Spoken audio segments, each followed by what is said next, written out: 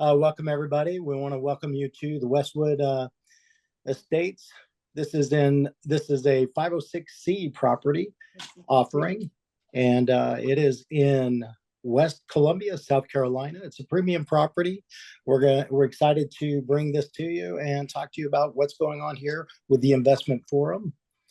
And I want you to take a moment, like all investments, this one is no different. There are no guarantees. This is a disclaimer, investment disclaimer. Go ahead and read through that quickly. And if you have any questions, make sure that you reach out to your sponsor or who brought you to this.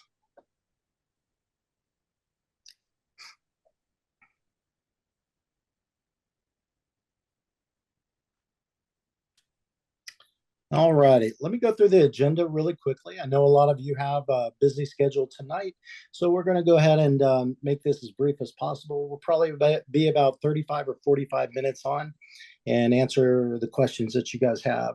We're going to introduce the team, then we're going to do a property overview, then we're going to talk about the investment highlights.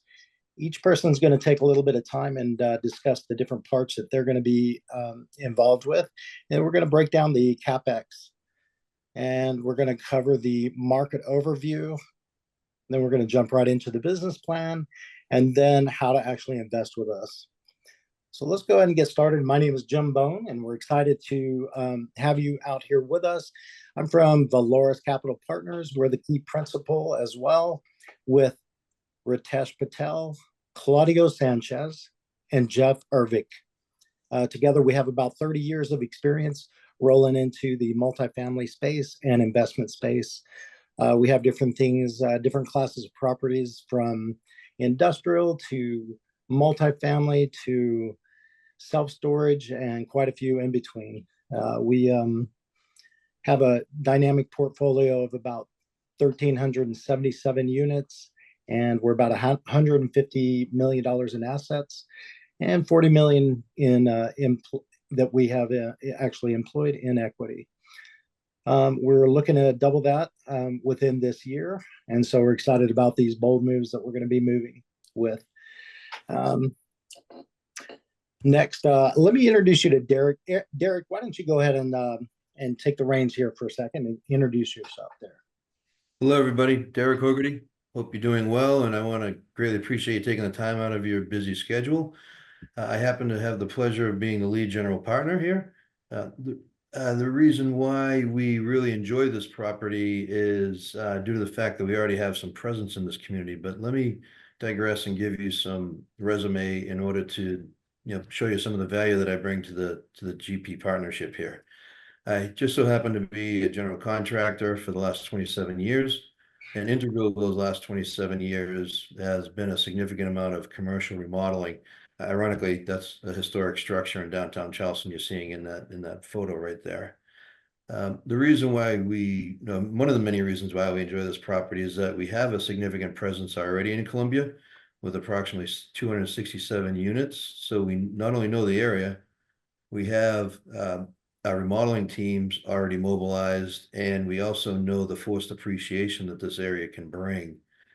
What makes this CapEx scope of work really, special and so forth is that we're going to be already have an in-house project manager that is going to spearhead these scopes of work, and in conjunction with my support from just an hour and a half away. That will allow him to work in conjunction with AMCS in order to manage the demands of target market and what the market actually warrants in that time of year, 1, 2, 3 bedrooms, etc. We'll be able to pivot on site in regard to any changing market demands. Like I said, school season, etc. We all know that the demands change with families moving prior to school starting, etc. So little things like that will be pliable and on site. So it's going to be a lot more fluid of a CapEx scope of work and interacting with the property management team. We also be utilizing a Gantt chart schedule and updating the schedule on a weekly basis in order to distribute to the property management team, owners, partners, etc., in order to track our path to stabilization. And then I will actually, since I said previously that I'll be the proverbial boots on the ground, and had the pleasure of being involved since day one and submitting a letter of intent all the way through our most extensive due diligence process. I'll be visiting the site on a weekly basis in order to conduct site walks and have any Q&A between anybody on site. But yet also macro picture manage the CapEx scope of work and the schedule.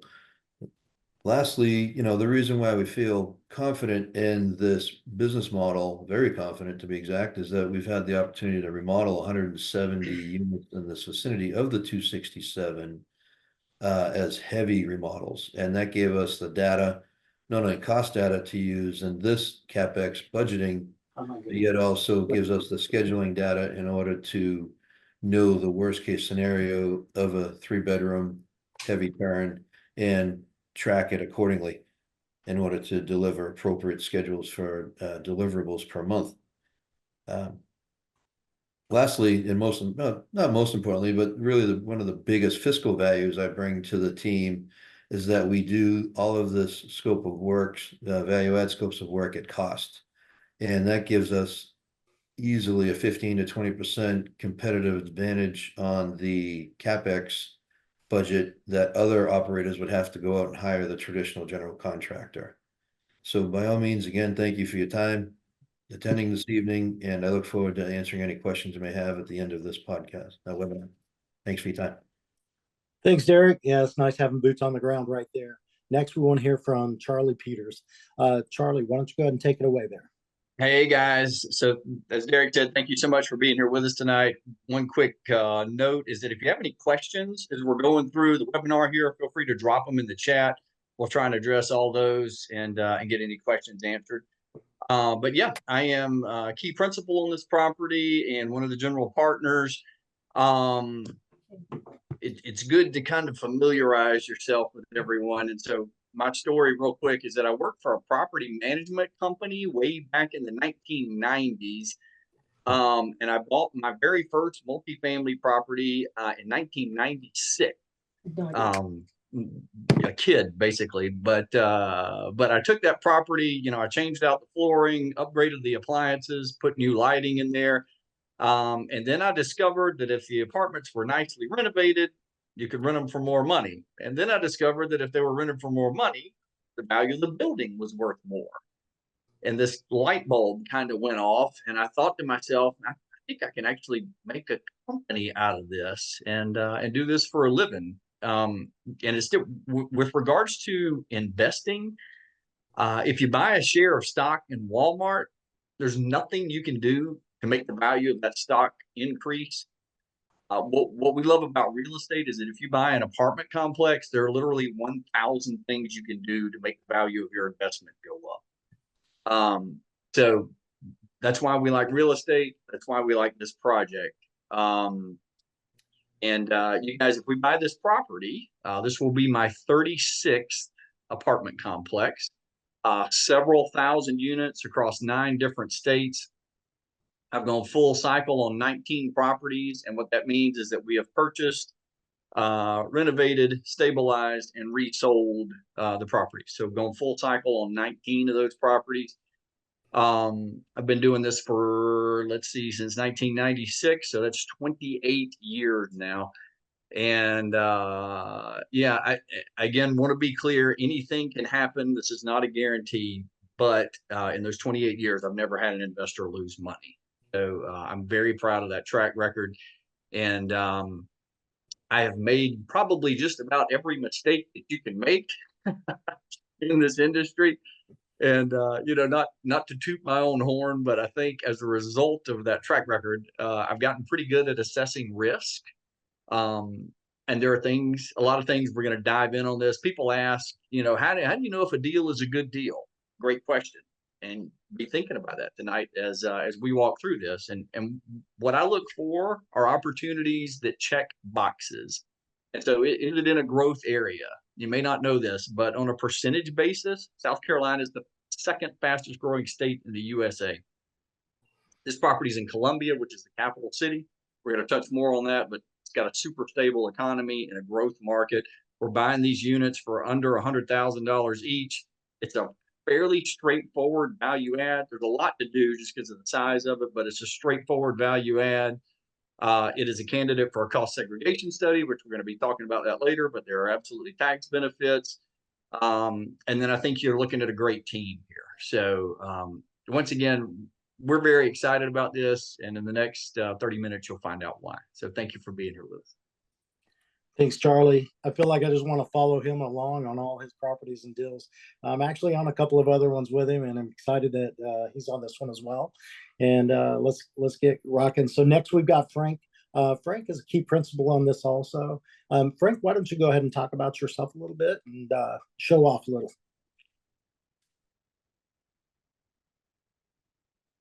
Oh, Frank. I think Hi we lost guys, the volume. There I'm we are. here. All righty. Thanks for letting me be a part of this. I am very excited about this deal overall. Originally, I was a school teacher and I was working hard doing that. And then eventually I joke that I got the real estate bug, but my parents and grandparents have owned real estate, commercial real estate for almost 100 years now. And I lucked out. I started investing about 20 years ago. I have apartment complexes in about 12 markets throughout the country and some international investments as well. I love the South Carolina market. It is my favorite state to invest in right now. I have 2 properties down in Charleston, working on this one and another property in Columbia, and working up that strip and trying to look at a few in Greenville right now. I just love the economics of South Carolina. I love the demographics of South Carolina. I have been on property. This is a wonderful opportunity. Derek and I spent some time walking, and this is a large complex. Walking the entire complex, I saw the entire exterior. I was able to see a number of the interiors of some of the units. And wow, like I said, very excited about this and to continue growing and making money for everybody on the team. Thanks. Awesome. Thanks, Frank. Appreciate that. And next we've got Ted. So Ted comes from us from the Palmetto real estate management team. He's going to be talking to us about quite a bit of details on this property. He is going to be the leading asset manager partner, and so we're excited to have him. He's also a local guy right there in South Carolina, based in Charleston. So go ahead and take it away, Ted. Thanks, Jim. Derek and I have been working together for about 1.5 years now. And I have been the only person who's been more involved in the project than me is Derek. We are eating, sleeping, breathing this deal. We have really kind of put our heart and souls into this. We think it's going to be a success, but I cut my teeth in multifamily real estate investment in the New York metro area. My business partner, Justin, has also done similar. We have very traditional multifamily investment backgrounds, a lot of value add, a lot of fix and flips, but also long-term holds, different asset classes, not only in grade but also different industries. Really have kind of run the gambit over my time as in real estate. Charleston, I was not a victim of the pandemic, but I was one of the transplants here in South Carolina post-pandemic from New York. I launched a asset and property management company with a construction management firm, but have recently gone out on my own. So I have a wealth of knowledge when it comes to asset management,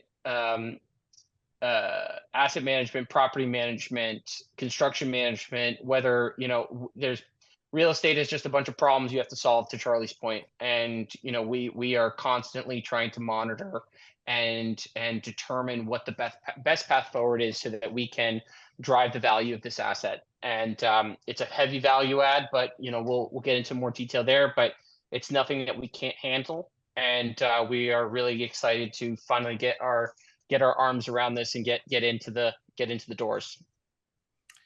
Thanks, Ted. Appreciate that. That's exciting. So the next guy I want to talk to you guys about, actually, he's quite an impressive young man. He's with AMCS. He's property management team that we've got on site there. And this young man, actually, his name is Jamie Kerr. I want him to just take a moment and introduce himself. He's going to also go through and do some other value points on the property in a moment. But this young man was on his honeymoon, and we got him to fly back just to talk to you guys. So we'll give him. Jim, Yep. Jim, let me jump in here. Jamie Yeah. was not on his honeymoon. Justin was on Okay. his honeymoon. Justin was okay. All right. Yeah. Okay. All right. We've got Jamie on site though, right? Is Jamie in here with us? Yes. I'm on here, Jim. All right. By the way, I Oh, there he appreciate is. you There calling he me is. a young Okay. man at 55. I haven't been called that in a while. So And we got you married Um, off already too. All righty. Well, you know, let's go. I've been married for a while, so All still right, to my Jamie. first one, thank God. Go ahead So and why yeah, don't you go ahead and tell us a little bit about yourself and no, what you got going on here? I appreciate it. Our company MCS, we're a family company, and I appreciate Ted and Derek bringing us to the table. You know, our company, we're a family company, been in business since 1990. We manage almost about 4,000 units now, have ownership in quite a number of them, so I understand both sides of them, both sides of the deal. So I think the most important thing from us from a management standpoint, right, is showing up to work every day, right? I mean, the blocking and tackling. And I think, you know, we all live and die by our on-site staff. As good as a management company can be, your on-site staff is who we live and die by. I think the other important thing is a good relationship with the contractor and making sure that the acquisition and rehab, right? I mean, making sure that the rehab, like Derek does, goes off hand in hand with management, right? And making sure that there's close negotiation and conversation on a daily basis with on-site staff and construction, because you know I think we all realize this isn't just about occupancy or vacancy. It's all about revenue, right? And daily revenue, and making sure that as the units are turned, right, it's about making sure that every day something is vacant, that's lost revenue. We'll never get that vacancy day back. So we work very closely with the contractor to make sure that happens. So, you know, we've been involved with about 14 different acquisition rehabs, and we have about I would say about 3,500 units in the South Carolina area. I'm from Charleston, South Carolina. You probably can tell from my accent. So people from Columbia actually understand me up there. Um, but you know, I think Columbia is a good market. You know, it's very close to us. It's an hour and a half away. And I think the big thing is, right, is that when you have a problem, and we know we're all going to have problems, it's being able to get in your car, drive up there, and stand in front of it and deal with it. And I think that's one of the things that we bring to the table. And I know Derek and Ted do too, because they're very close. An hour and a half, get in your car and you're there. So I appreciate the opportunity for y'all to let us be a part of this, and I look forward to working with all of you. All righty. Thanks. We'll go ahead and jump right into the property overview right now. We're excited to go ahead and share this with you. So why don't we go ahead and have Ted? Do you want to go ahead and you and Derek start taking off on this one? Sure. So Westwood is actually not in Columbia. It's in West Columbia, which is a very close suburb of the Columbia downtown area. I think that if you got in your car from the property, you'd be there in about 10 minutes, if not less. 419 units, 1968 build. It was built to support a lot of tenants. The amenity package is pretty robust. The units are 1, 2s, and 3 bedrooms. It's a mix, heavily favoring 1s and 2s with some 3s in there. All garden style apartments. As I believe Frank and Derek both mentioned, it's a beast of a piece of property, about 20 some odd acres. And it definitely has its warts, but you know, that's why we're coming in to to take it down. The previous seller did a combination of standard and premium upgrades, and we believe that we can bring them all to level. That is essentially the goal here. We are not trying to blow the doors off with massive, massive premium renovations, because ultimately this is naturally occurring affordable housing. And we want to make sure that we're hitting our market in a way that allows us to Jamie's point, to put qualified tenants in the doors that will allow us to stay and build towards stabilization. We have a varying degree of different turn types: heavy, medium, light. Some are down, some are ready to be rented. And we believe that with a little TLC, this property can be a real success. I think that the previous owners have been asleep at the wheel in many regards, and it's time for a competent sponsor and a competent manager to step in and really make sure that this continues to move forward. All right, thanks, Dad. Why don't we go ahead and break into a little bit of the CapEx? Derek, could you go ahead and take on the capital expenditures breakdown? Absolutely. So please, guys, thanks to having me back again. Needless to say, this is my forte and my strong point. I was integral of putting together all these budgets with Ted and Justin and myself, and then also, had multiple days of walking the site, walking every roof. There's just to give you a scale of this property, there's 87 roofs here. We have a case study for everyone, just to tell you how diligent we've completed our due diligence. Have to give credit to Jamie and his team in coming in and creating a report on every unit. Ted and his team walking every vacant and working in conjunction with the owner to looking at debits and credits. And that's what will allow you to see in a seller credit in our CapEx here. Jim, could you please scroll up one more time for the CapEx? A little bit more. Writings, there's the surroundings. We're going to jump back into this in a moment. Jim, we will. But if we could get into the CapEx, I have it in my possession, but yet I can get through that. I don't think they included that one in right here. I'm The not other one. finding the. It's the other way. It's after the investment highlights, Jim. All right, so let me just quickly jump back in before Derek gets going, because the CapEx is definitely the most important thing here. There we go.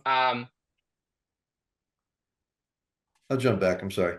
So as you can see, guys, we've broken it down to exteriors, value add, and interiors. Right now, the exteriors, they actually look very good, macro picture. But yet when you dig deep and you keep on borrowing into a project of this size, you will find things. You're going to find things. Being in the industry since I was 16 years old and having my own firm for 27 years now, the more you dig, the more you're going to find. So we had the opportunity to probably spend the last 45 days here in a multitude of site visits with specialists all the way down to, as you can see, drainage. We've even got into the micro, getting into the weeds of the budget here. But what it's allowed us to do is to capture and in order to capture and minimize any unforeseen situations post-closing. That also has given us the ability to work, and Ted and the attorneys work together for a seller credit, as you'll see on the next page. But in the exteriors, overall general maintenance, some deferred maintenance that we've had to capture due to some previous the past sellers not completing. The CapEx, just really the touching upon the amenities is really just to beautify what's already there and improve. And then as you can see, the macro CapEx budget is just over 6 million when you deduct that seller credit. As you can see, there's a breakdown, and by all means, I can go into, more minutia at the end of the meeting, and just for the due time to everybody, and just in due respect to everybody's time, macro picture, it's a $6 million capital expenditure project, take approximately 24 to 30 months to fully implement, which will then allow us to fully stabilize and then be ready for refinancing. Thank you. All right, appreciate that. Let's jump back now a little bit. We're going to go back over here. We want to take a look over here at the community and its surroundings. Who wants to go ahead and who wants to go ahead and jump in on this one? The community. Yeah, so the Columbia market has been a beneficiary of so much of the Sunbelt growth, really since the pandemic. We have obviously seen so much change over the course of the last 4 years, and this is not news to anyone. What we are now seeing, is specifically in markets like Columbia, is a massive is they're starting to now no longer become tertiary markets, they're more like secondary markets. And so the reason we love Westwoods as much as we do is, one, its proximity to the river and some of the amenities like the botanical garden and the zoo in West Columbia, but also it gets you downtown in 6 minutes to as you can see on this map. Downtown, we've got USC, we've got a lot of some hospitals, and it's really a growing community that is benefiting from South Carolina's development as it relates specifically to industrial along the 26 corridor and out towards Greenville. As Frank highlighted, we have a EV battery plant that's going in the Spartanburg area that's really kind of changing the landscape of the upstate.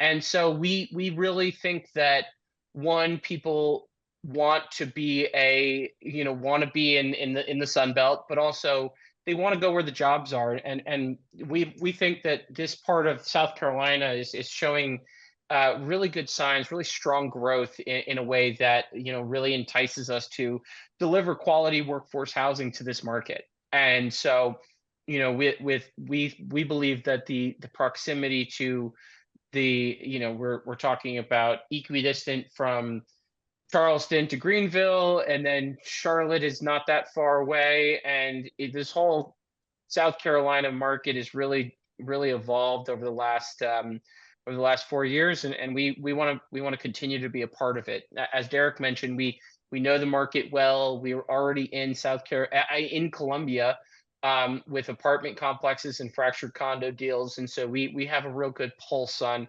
what is needed in Columbia to drive success here. All right, thanks, Ted. Why don't you and Justin go ahead and talk about the investment highlights now, really quickly. So we, as you can see with the targeted investor returns, the IRR and the equity multiple are a little bit of a sliding scale depending on whether you are falling in the Class A or the Class A1 bucket. We're very comfortable with high teens, low 20s IRR with an equity multiple over 2. It's a 5-year hold, 7% pref return, and this is a profile for a typical $100,000 investment. We have broken it out into 2 different investment buckets for large check writers. They will be treated as a Class A1 share versus a Class A share. Really the thing that really is moving the needle for us is this is not a in-place cap rate play. The in-place cap rate is I hate to be pejorative, but it's in the gutter. This is a basis play. This is come in, make sure the operations are sound with the help of AMCS, do some light value add, get the occupancy up. And what we're looking at right now from a refi value is approximately 115 a unit. And so by simply bringing in a competent manager and bringing the units to level, we believe that we're adding an incredible amount of value right out the gate. Our exit is looking somewhere around $138,000 a unit. So in a 5-year time, we are looking to almost double the value of this property by simply running it like a competent organization. We've been heavily involved in the due diligence, and I know that very often people try and sell you on the fact that with a little bit of TLC and a little bit of management expertise, this can be a success. But after peeling through the due diligence, in great detail, it's very clear that this is a very easy path forward, as long as someone's minding the shop, and that's why we benefit from being so close to the asset, and having great partners, and great third-party partners with AMCS to really kind of move us forward, and get this thing to where it needs to be. Yeah, thanks, Ted. I mean, a couple of the key highlights there that you're talking about. I mean, some of the things that make this so amazing is West Columbia's got the USC campus, like you just said. It's got a ton of employment out there, and that's who's going to be paying the bills for us. We've got a couple of hospitals there. We've got Amazon distribution centers. We've got manufacturing jobs. I mean, it's quite a healthy market there. That's the fun part.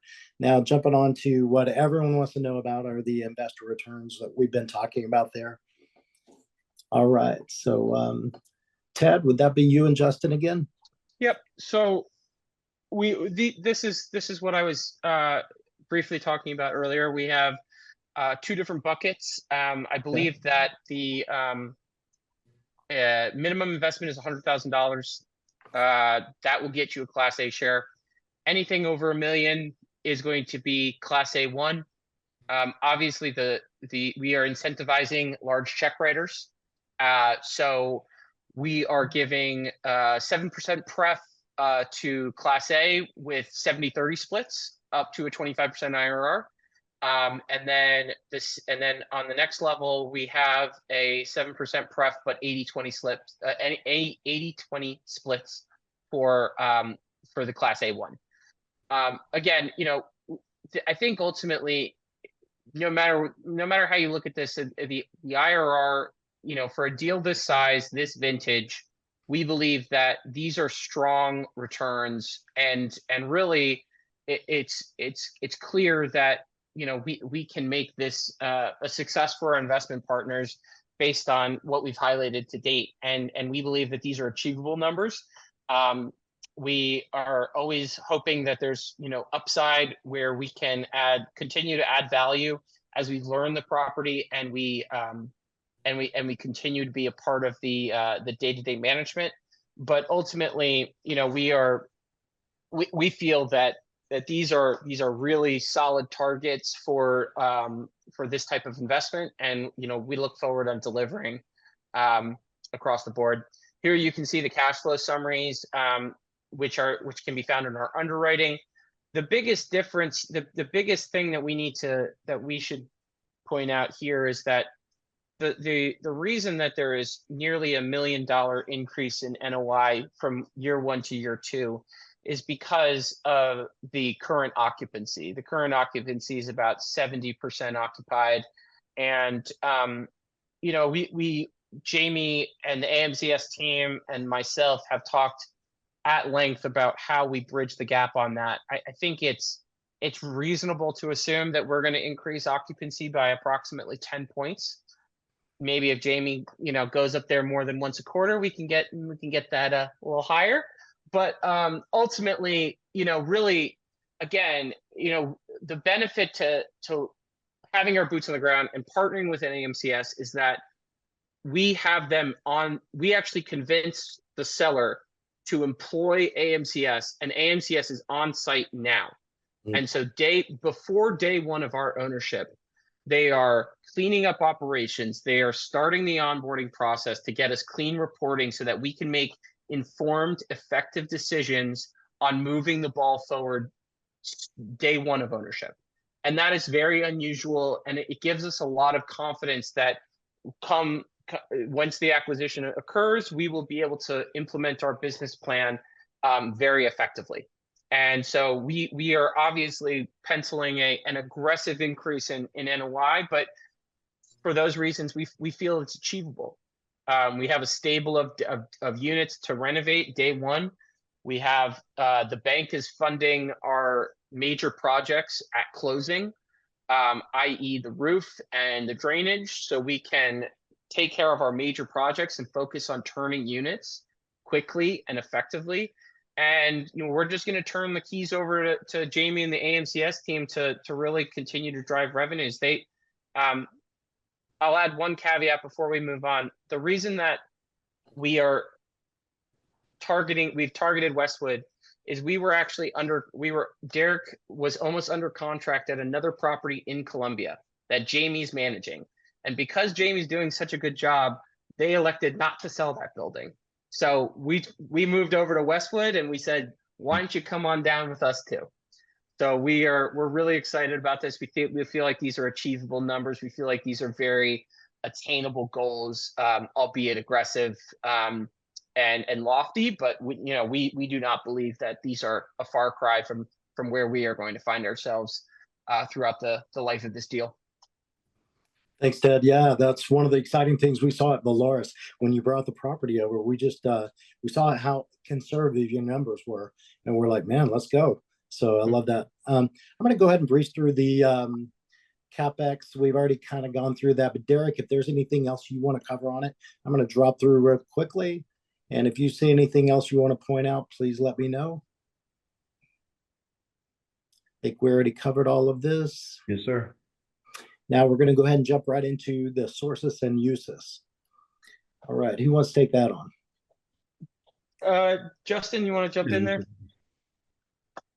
Yeah, so the sources and uses here, as we see on every deal that we look at, right? This is essentially an overview of where we see the funds coming from in order to get the deal done, and as an overview of the purchase price, the debt that we're taking on, married with the CapEx budget and closing costs therein as well. This is roughly where we see a total capitalization on the deal of about $42.5 million.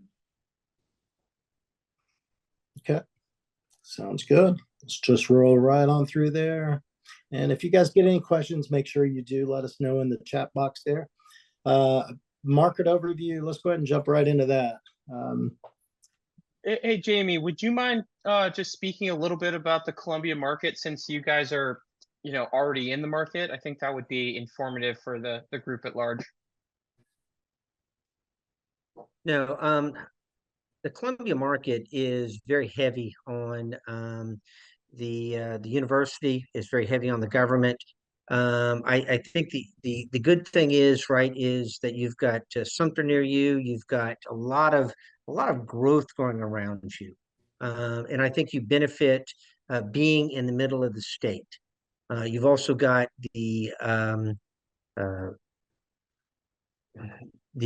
what am I saying? The Army, which is very close.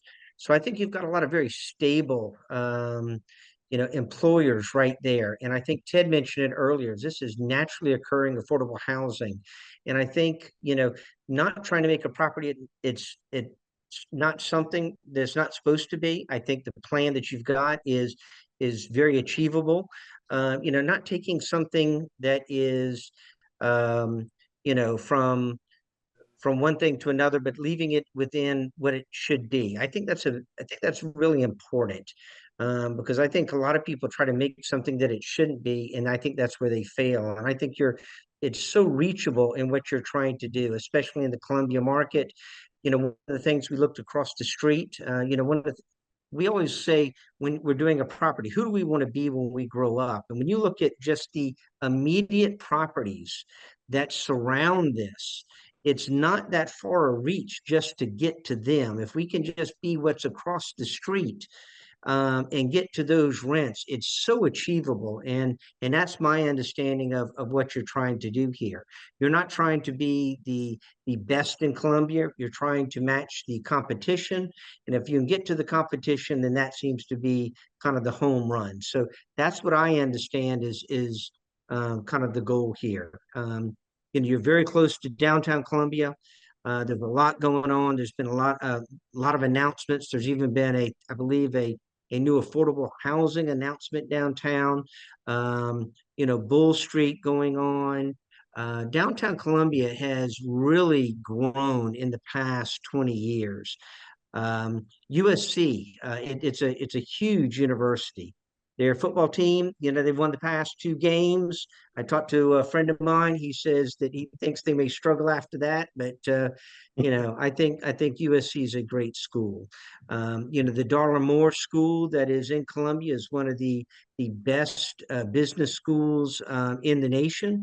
They focus on international business. So you got a lot of people who are coming here, and I'm not saying that we're going to pull heavily from students. I think we will get a little bit from students, but I think what mostly we'll get is a lot of the service industry that surrounds all of these businesses, whether it's government or the university. And I think that's what we're going to pull for. And I think that or pull from.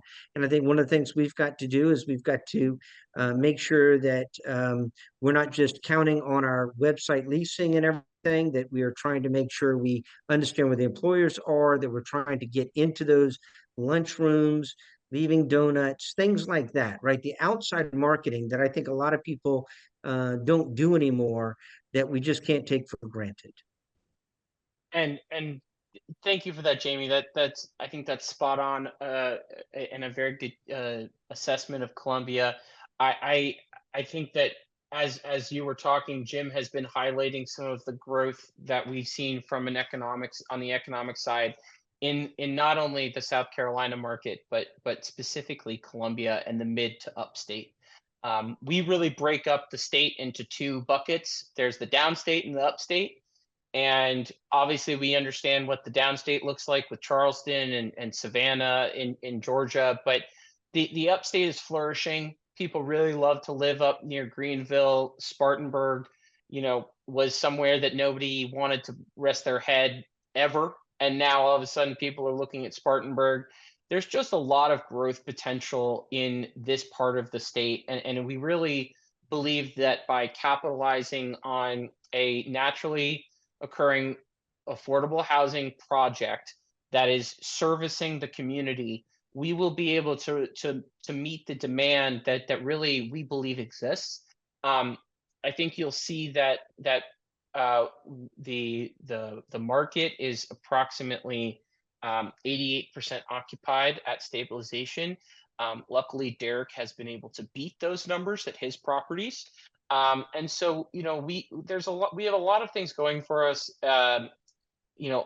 Rising tide raises all boats at the end of the day. And we believe that we're capitalizing on this asset in a great time with money, with equity sitting on the sidelines for the past 18 to 24 months, and some debt numbers that are going in our favor as we continue to pursue this investment. And we really think that this is going to continue to be strong.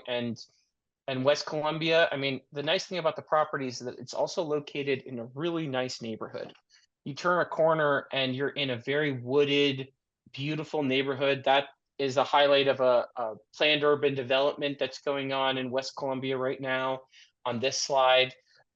It's a very diverse market, and we think that this is going to be a real boon to the community, to have another option for affordable quality housing where we are not slumlords, where we aren't asleep at the wheel, and that's really where we're going to drive value on this. Yep, thanks, Dad. A lot of people want to know about the rent comparables. We've got that coming up right here. Pretty impressive where we stand right here. And if you look at Riverbanks Retreat specifically, that number 3 on this list, and I know the video is right kind of hovering over this right now. The Riverbanks Retreat is, if you go to the next slide, Jim, it is a very similar vintage. Their 1-bedrooms are about $1,000 a unit. I toured those units personally. Wall-to-wall carpet, kitchens from the 70s, bathrooms that haven't been touched, and they're getting nearly $150 more than we are per unit on an average basis. I think that this is truly a function of mismanagement, where I'll go ahead and highlight this for a 400 unit property, you typically want to see 4 people in the office and 4 people out in the field. There has been one property manager on site for approximately 6 months, and the property is suffering because of it. She can barely keep up until AMCS stepped in last week. She has barely been able to keep up with, submitting work orders and making sure that things are getting done. And there hasn't been a push on leasing in a way that there really needs to be.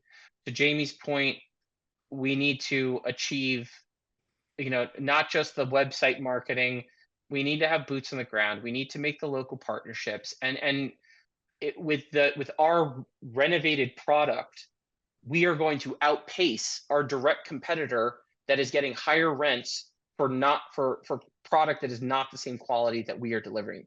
So we think that there is a very, very tangible path to raising our rents, but still keeping them within this affordable housing bucket. To Jamie's point, not trying to be something that we're not. And so, at the end of the day, we think that there's just a lot of upward mobility without changing the tenor of the property, keeping it as is, changing how the property's run, changing how the leasing is handled, so that we can get qualified tenants into these units and make sure that they are being serviced the way that they need to be. And so that is really our goal. We think it's very possible.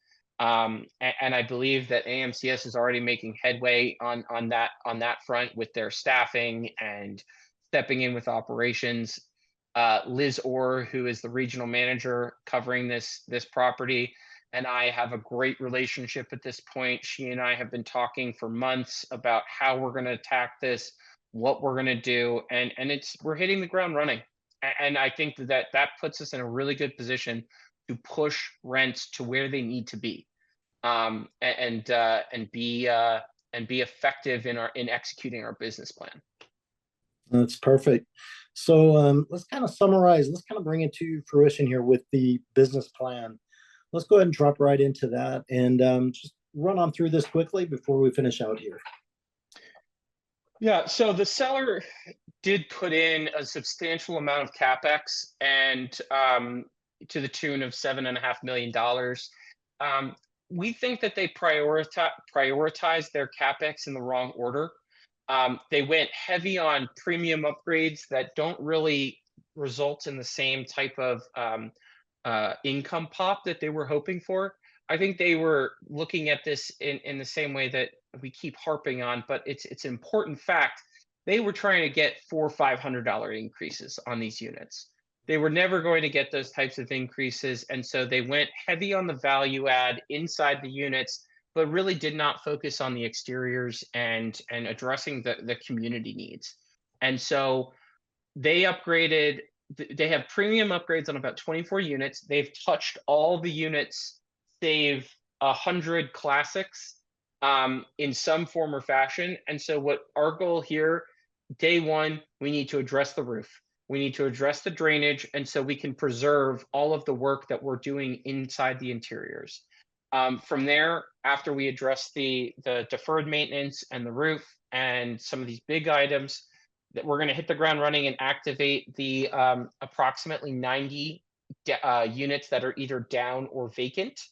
Give Jamie a real nice long runway to go out and lease as many of those as he possibly can between now and the end of the year. And then really, throughout the next three to 4 months, come up with an effective landscaping plan to address some of the overgrowth, improve the breezeways, make sure the pool is in working order, get the gym upgraded. Really, ultimately, this property it's just lacked a stern hand in many ways. And so a lot of the curb appeal, we don't need to do much to adjust the curb appeal, but we just need to get in there and continue managing this thing in a way that requires that it requires. And so big ticket items like the roof, the drainage, those will be addressed day one. Unit upgrades, deferred maintenance, adjusting the operations of the property, trying to find savings where we can on the operations side, and really make sure that this property is staffed and serviced the way that it needs to be due to its vintage. And stay on top of it, weekly updates, daily updates. Just make sure that we have it has 100% of our attention, so that it can be an effective investment for not only the GPs but all of our potential investment partners. All righty. Well, that's pretty much in a nutshell. I'm going to go ahead and hop to this next screen. But while I'm doing that, I want you guys to grab a pen and paper. I'm going to have you write down a couple of important key things here next. So I'll give you just a moment to gather that pen and paper up real fast. If you have a computer, you can drop these into that as well. Next thing we're going to talk about is the actual investment process, how we go through that. A lot of you are already asking, well, where do I sign up? Where do I get this information? How do I sign up? Let me do this, and then we'll open up to a few questions and answers in a moment. But first, let's go ahead and go through this. The first thing you're going to do is you're going to review the offering. So investors should be reviewing the offering documents and making sure that they have their commitment ready to flow through the cash flow portal. That's the system that we use. Next thing you're going to do is you're going to e-sign. Investors are going to electronically sign their documents through the cash flow portal, and then it's time for funding. Once the funding is complete, your documents are signed, you will receive wiring instructions. With that, pretty much the closing is done, and it's time to get to work to execute the business plan, and then you're ready off through the races. And let me go ahead and give you some timeline on that. So the webinar today, we are open for investments now. You can go ahead and sign up tonight, as I've seen a couple of you wanting to do. And then investments are due September 23rd. Make sure you're fully subscribed. And it is a first come, first serve offer. And then we're going to close this out on September 27th. So I know that's short time to get your funds in. So let's go ahead. Let's don't procrastinate. Let's get that done over the weekend. And these are a couple of different ways. If you have your phone out, you can go ahead and get your investments ready with your QR code here. If you're with Quad Capital, go ahead and click on there, scan to invest there. You could also scan Valor's Capital Partners, and it will all get sorted out as well. All righty, so go ahead and pop those questions in there if you have those questions.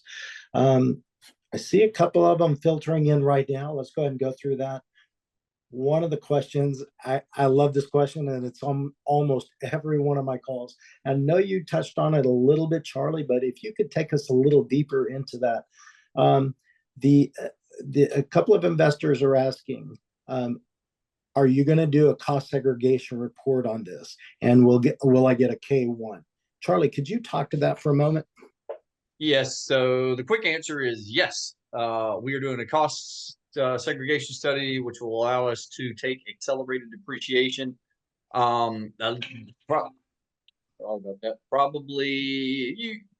Usually half the people in these webinars are really familiar with this, and then the other half is not.